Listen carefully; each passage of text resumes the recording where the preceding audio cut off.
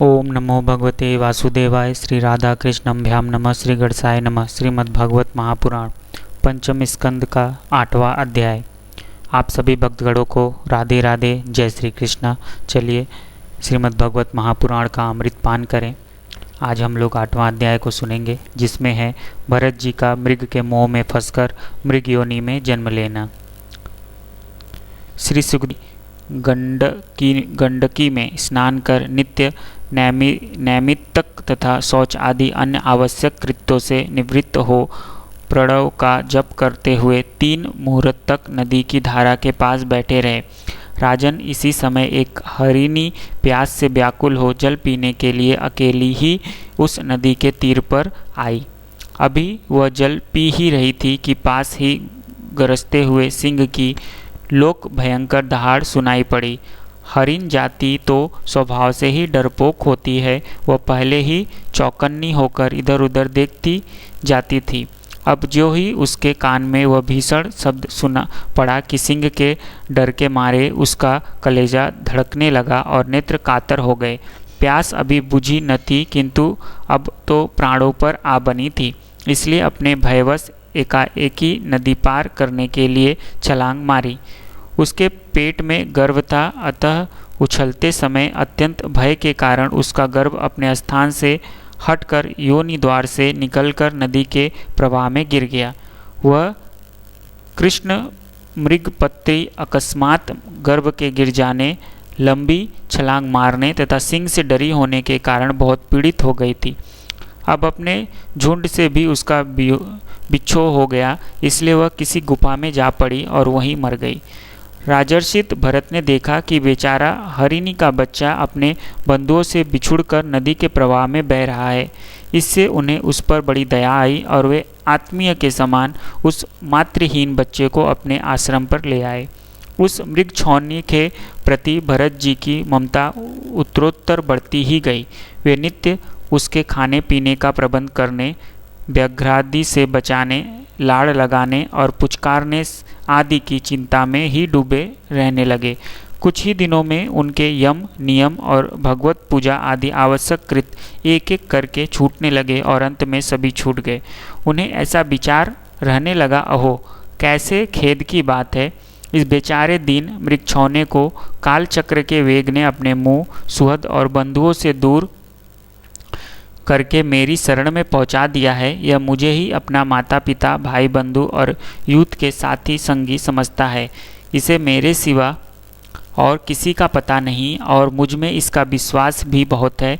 मैं भी शरणागत की उपेक्षा करने में जो दोष है उन्हें जमा जानता हूँ। इसलिए मुझे अब अपने इस आश्रित का सब प्रकार की दोष बुद्धि छोड़कर अच्छी तरह पालन पोषण और प्यार दुलार करना चाहिए। निश्चय ही शांत स्वभाव और दिनों की रक्षा करने वाले परोपकारी सज्जन ऐसे शरणागत की रक्षा के लिए अपने बड़े से बड़े स्वार्थ की भी परवाह नहीं करते। इस प्रकार उस हरिण के बच्चे में आसक्ति बढ़ जाने से बैठते, सोते, टहलते, ठहरते और भोजन करते समय भी उनका चित्त उसके स्नेह पास में बधा रहता था। जब उन्हें कुश, पुष्प, शमीदा, पत्र और फल आदि मुलादि लाने होते तो भेड़ियों और कुत्तों के भय से उसे वे साथ लेकर ही वन में जाते। मार्ग में जहाँ तहाँ कोमल घास आदि को देखकर मुग्ध भाव से वह हरिण शावक अटक जाता तो वे अत्यंत प्रेम पूर्ण हृदय से दयावश उसे अपने कंधे पर चढ़ा लेते। इसी प्रकार कभी गोद में लेकर और कभी छाती से लगाकर उसका दुलार करने में भी उन्हें बड़ा सुख मिलता। नित्य नैमित्तिक कर्मों को करते समय भी राजेश्वर भरत बीच बीच में उठ उठकर उस मृग बालक को देख और जब उस पर उनकी दृष्टि पड़ती तभी उनके चित्त को शांति मिलती। उस समय उसके लिए मंगल कामना करते हुए वे कहने लगे, बेटा तेरा सर्वत्र कल्याण हो।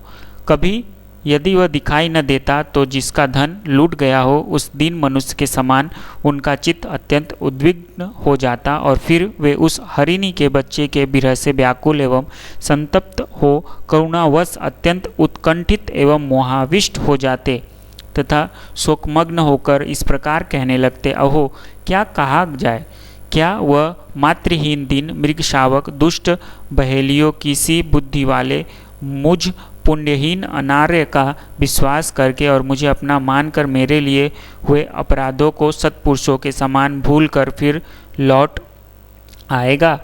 क्या मैं उसे फिर इस आश्रम के उपवन में भगवान की कृपा से सुरक्षित रखकर निर्विघ्न हरी हरी दूब चरते देखूंगा? ऐसा न हो कि कोई भेड़िया, कुत्ता, गोल बांधकर विचरने वाले शुक्रादि अथवा अकेले घूमने वाले व्याघ्रादि ही उसे खा जाए।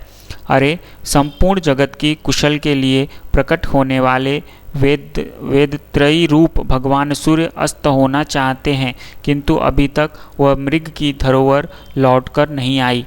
क्या वह हरिण राजकुमार मुझ पुण्यहीन के पास आकर अपनी भांति भांति की मृग शावक कोचित मनोहर एवं दर्शनीय क्रीड़ाओं से अपने स्वजनों का शोक दूर करते हुए मुझे आनंदित करेगा? अहो, जब कभी मैं प्रणय कोप से खेल में झूम मूठ समाधि के बहाने आंखें मूंद कर झूठमूठ समाधि के बहाने आंखें मूंद कर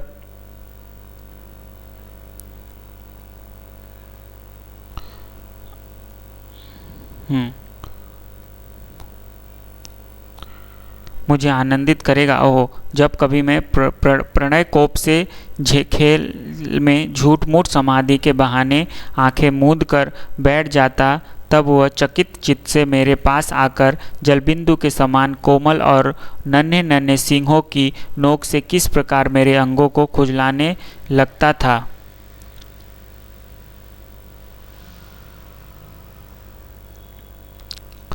और कभी कुशों पर हवन सामग्री रख देता और वह उन्हें दांतों से खींचकर अपवित्र कर देता, तो मेरे डांटने डपटने पर वह अत्यंत भयभीत होकर उसी समय सारी उछल कूद छोड़ देता और ऋषि कुमार के समान अपनी समस्त इंद्रियों को रोककर चुपचाप बैठ जाता था। फिर पृथ्वी पर उस मृग शावक के खूर के चिन्ह देखकर कहने लगते, अहो, इस तपस्विनी धरती ने ऐसा कौन सा तप किया है जो उस अति विनीत कृष्ण सार किशोर के छोटे छोटे सुंदर सुखकारी और सुकोमल खुरों वाले चरणों के चिन्ह से मुझे, जो मैं अपना मृगधन लुट जाने से अत्यंत व्याकुल और दीन हो रहा हूँ, उस द्रव्य की प्राप्ति का मार्ग दिखा रही है और स्वयं अपने शरीर को भी सर्वत्र उन पद चिन्हों से विशोभित कर स्वर्ग और अपवर्ग के इच्छुक द्विजों के लिए यज्ञस्थल बना रही है। चंद्रमाओं में मृग का सा श्याम चिन्ह देख उसे अपना ही मृग मानकर कहने लगते, अहो, जिसकी माता सिंह के भव से मर गई थी, आज वही मृग शिशु अपने आश्रम से बिछुड़ गया है, अतः उसे अनाथ देखकर क्या वे दीन वत्सल भगवान नक्षत्रनाथ दयावश उसकी रक्षा कर रहे हैं। फिर उसकी शीतल किरणों से आच्छादित होकर कहने लगते, अथवा अपने पुत्रों के वियोग रूप दावानल की विषम ज्वाला से हृदय कमल दग्ध हो जाने के कारण मैंने एक मृग बालक का सहारा लिया था। अब उसके चले जाने से फिर मेरा हृदय जलने लगा है, इसलिए ये अपनी शीतल शांत स्नेहपूर्ण और वदन सलील रूपा अमृतमय किरणों से मुझे शांत कर रहे हैं।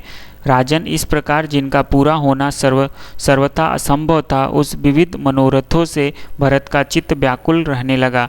अपने मृग शावक के रूप में प्रतीत होने वाले प्रारब्ध कर्म के कारण तपस्वी भरत जी भगवदा राधन रूप कर्म एवं योगानुष्ठान से च्युत हो गए। नहीं तो जिन्होंने मोक्ष मार्ग में साक्षात विग्रह रूप समझकर अपने ही हृदय से उत्पन्न दुसत्यज पुत्रों आदि को भी त्याग दिया था, उन्हीं की अन्य जातीय हरिण शिशु में ऐसी आसक्ति कैसे हो सकती थी। इस प्रकार राजर्षि भरत विघ्नों के वशीभूत होकर योग साधन से भ्रष्ट हो गए और उस मृग छौने के पालन पोषण और लाड़ प्यार में ही लगे रहकर आत्मस्वरूप को भूल गए। इसी समय जिसका टलना अत्यंत कठिन है, वह प्रबल वेगशाली काल चूहे के बिल में जैसे सर्प घुस आए, उसी प्रकार उनके सिर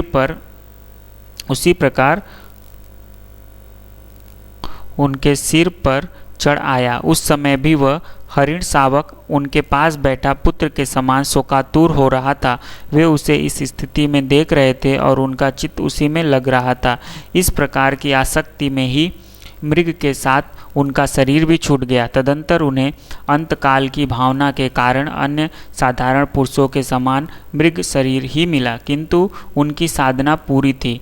उससे उनकी पूर्व जन्म की स्मृति नष्ट नहीं हुई। उस योनि में भी पूर्व जन्म की भगवत धारणा आदि के प्रभाव से अपने मृग रूप होने का कारण जानकर वे अत्यंत पश्चाताप करते हुए कहने लगे, अहो बड़े खेद की बात है, मैं संयमशील महानुभावों के मार्ग से पतित हो गया।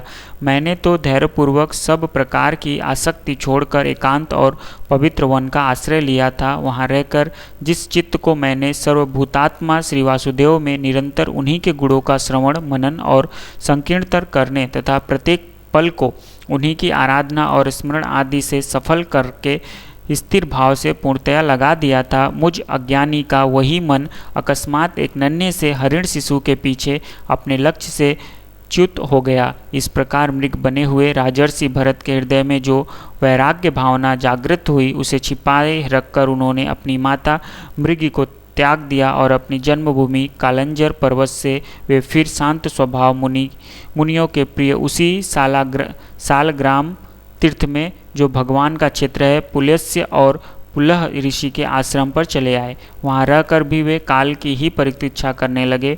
आसक्ति से उन्हें बड़ा भय लगने लगा था। बस अकेले रहकर वे सूखे पत्ते, घास और झाड़ियों द्वारा निर्वाह करते मृग योनि की प्राप्ति कराने वाले प्रारब्ध के क्षय की बाट देखते रहे। अंत में उन्होंने अपने शरीर का आधा भाग गंडकी के जल में डुबाए रखकर उस मृग शरीर को छोड़ दिया।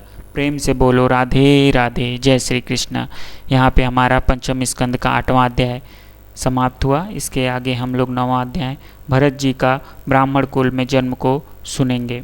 तब तक के लिए राधे राधे, जय श्री कृष्ण। जो भी भक्तगण हमारे चैनल पे नए हैं वो हमारे चैनल को लाइक, सब्सक्राइब और शेयर करें ताकि ज़्यादा से ज़्यादा भक्तगण इस चैनल से जुड़ सके।